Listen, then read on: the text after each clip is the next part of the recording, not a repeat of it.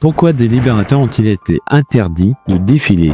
Imaginez, vous êtes un soldat africain ou indien en 1940. Vous avez parcouru des milliers de kilomètres pour vous battre pour une nation qui ne vous considère même pas comme son égal. Pourtant, sans vous, l'histoire aurait pu être totalement différente.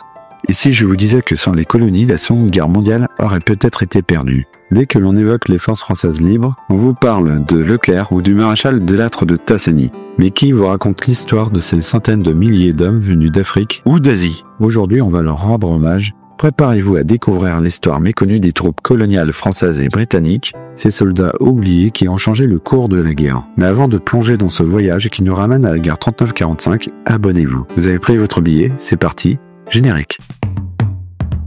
Aujourd'hui, la France couvre 551 695 km². Mais par le passé, elle était bien plus grande. Si les indigènes sont rentrés dans l'histoire de France, c'est que le drapeau français était hissé sur les 5 continents. Au début du XXe siècle, l'empire colonial français mesurait 13 millions de km², métropole compris. L'empire colonial britannique fut l'un des empires les plus étendus de l'histoire moderne. Sous la reine Victoria, les Britanniques administrent une terre immense qui s'étend aujourd'hui du Pakistan jusqu'à la Birmanie, en incluant l'Inde et le Bangladesh. L'empire britannique atteint son zénith vers 1920. Au début du XXe siècle, l'Angleterre s'étend sur 33 millions de km², soit un quart des surfaces émergées de la Terre. Incroyable, non? Remontons aux origines. Il y avait dès le XVIIe siècle des formations pour les troupes coloniales.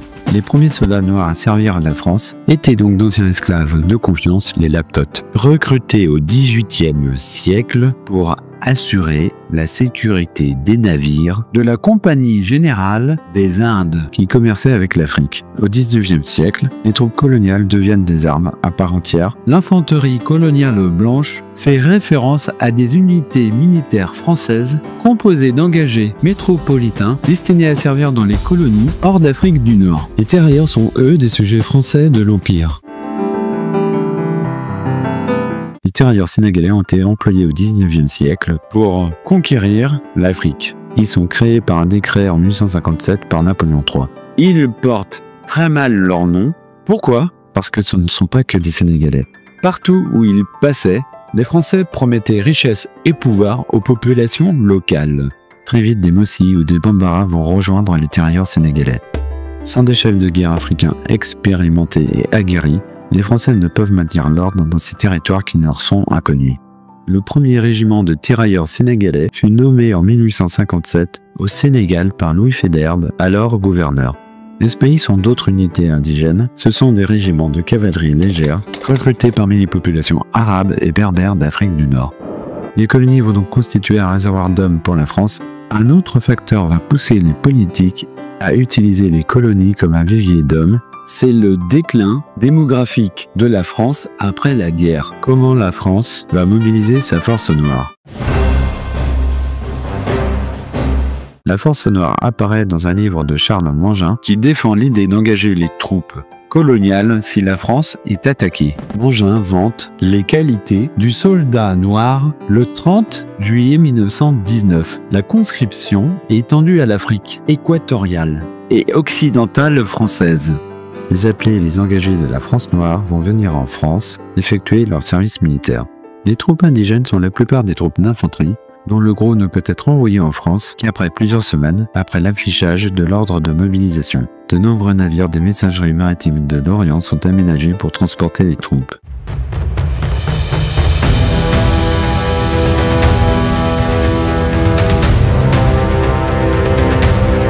Même en 1940, la France s'effondre. Les blindés allemands déferlent sur le nord du pays. Et qui envoie-t-on pour ralentir la machine nazie? Je viens juste de vous parler des tirailleurs sénégalais. Et bien là, ils vont jouer un rôle très important dans la bataille de Dunkerque. Ils vont faire face à des panzers et devinez avec quelle arme? Les fusils de 1916. Si Churchill réussit à rapatrier le corps expéditionnaire britannique, c'est grâce à l'armée française qui a retardé l'arrivée des Allemands sur les plages et qui a fait preuve d'héroïsme. À l'île, c'est 6 divisions françaises, dont 3 nord-africaines, la division marocaine, les 2e et 5e d'Inac qui vont combattre le général allemand Wager. La 6e armée va rendre les honneurs de guerre aux Français. Une compagnie formée de tirailleurs du 13e va défiler sur la grande place nordiste. À Lille, c'était le courage. À Chasselet, ce fut l'exécution. À partir du 14 juin 1940, retenez bien cette date, les soldats allemands foncent vers le sud du pays. À Chasselet, près de Lyon, les tirailleurs sénégalais se battent jusqu'à la dernière cartouche. Ils se rendent en espérant d'être considérés comme prisonniers de guerre. Les tirailleurs sont terrifiés. Un caporal en uniforme noir leur donne l'ordre de se diriger vers le champ qui se trouve juste à proximité. Les tirailleurs ont bien compris qu'ils allaient être fusillés.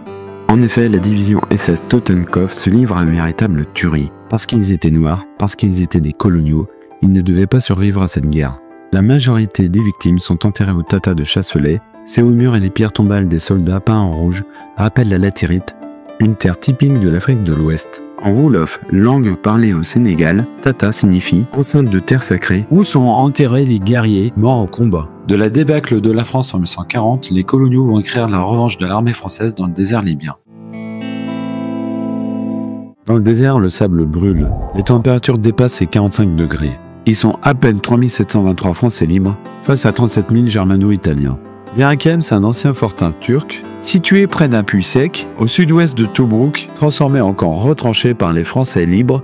C'est donc un polygone de 16 km² qui va priver Rommel d'une victoire totale en Afrique du Nord.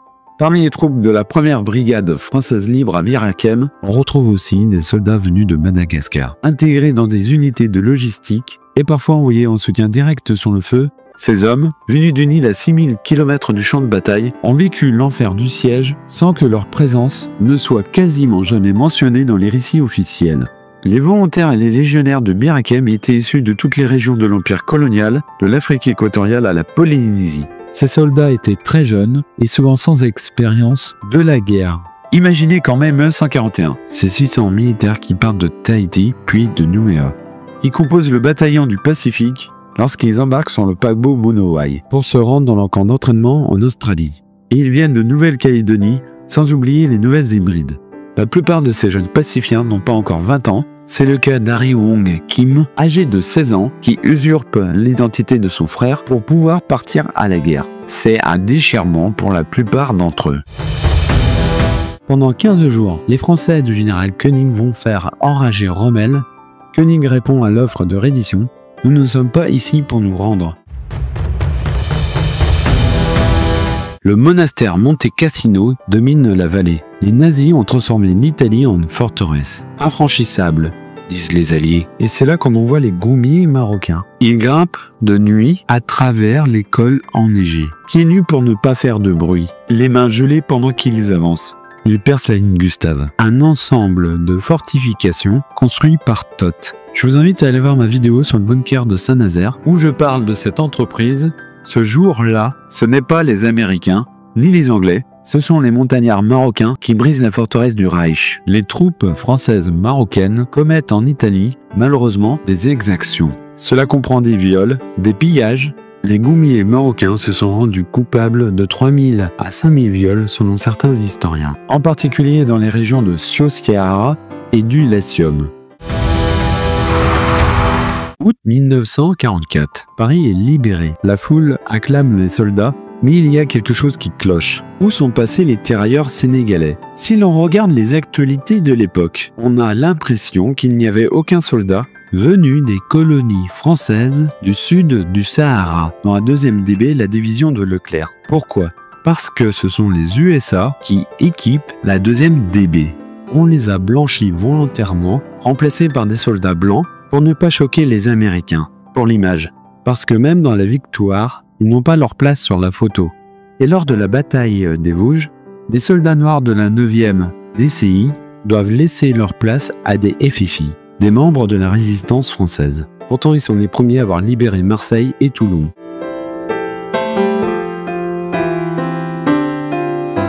Pendant que l'Europe célébrait le débarquement, des millions de soldats coloniaux affrontaient un autre cauchemar dans la jungle de Birmanie, l'Empire du Japon. Vous vous souvenez, j'ai dit que l'Empire britannique comprenait l'Inde, le Népal, mais il y avait aussi le Ghana et le Nigeria. Tous ces territoires vont défendre l'Angleterre dans le Pacifique. À Impal, sur 49 bataillons d'infanterie du 4e corps, 16 étaient des Gurkhas. Kohima, Impal, 2 batailles qui vont sceller le sort du Japon en Asie du Sud-Est.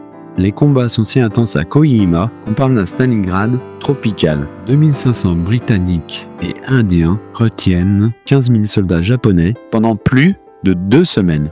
Vous vous rendez compte? Le plus important, c'est que la Birmanie reste fermée aux Japonais grâce aux Gourkhas et restera britannique tout au long de la guerre.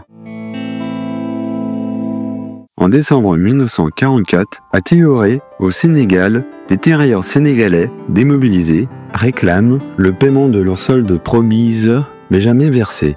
Les soldats français ouvrent le feu sur leurs anciens frères d'armes. La réponse? La violence au lieu de la gratitude. Les pensions d'anciens combattants sont gelées en 1959. Il faut attendre 2006 pour qu'elles soient débloquées. Le 4 janvier 2023, le ministère des Solidarités annonce que les derniers tirailleurs sénégalais pourraient retourner dans leur pays d'origine tout en touchant le minimum vieillesse. En 1958, c'est la fin des troupes coloniales avec l'indépendance des États africains. Il faut savoir que la Grande Guerre est un véritable tournant. À la fin, ces 200 000 combattants sur le front européen, 30 000 ne sont pas revenus. La colonisation est un mouvement qui concerne l'ensemble des pays européens. Il faut garder à l'esprit qu'en 1943, De Gaulle établit une capitale à Alger. L'Empire français lui apporte la puissance territoriale et militaire dont il avait besoin pour s'imposer face aux Britanniques et aux Américains. Raconter leur histoire, reconnaître leurs sacrifices, ce n'est pas pour rouvrir les blessures du passé, c'est simplement rendre justice à ceux qui ont été trop longtemps oubliés. Il ne s'agit pas d'accuser, mais d'honorer. Si vous voulez que je traite d'une bataille en particulier, n'hésitez pas à le marquer dans les commentaires. Je ferai une vidéo sur Berakem par exemple, ou sur Monte Cassino. Cette vidéo vous a plu, likez, partagez et abonnez-vous pour briller en société. Moi je vous dis à une prochaine vidéo, prenez soin de vous et de vos proches, à bientôt.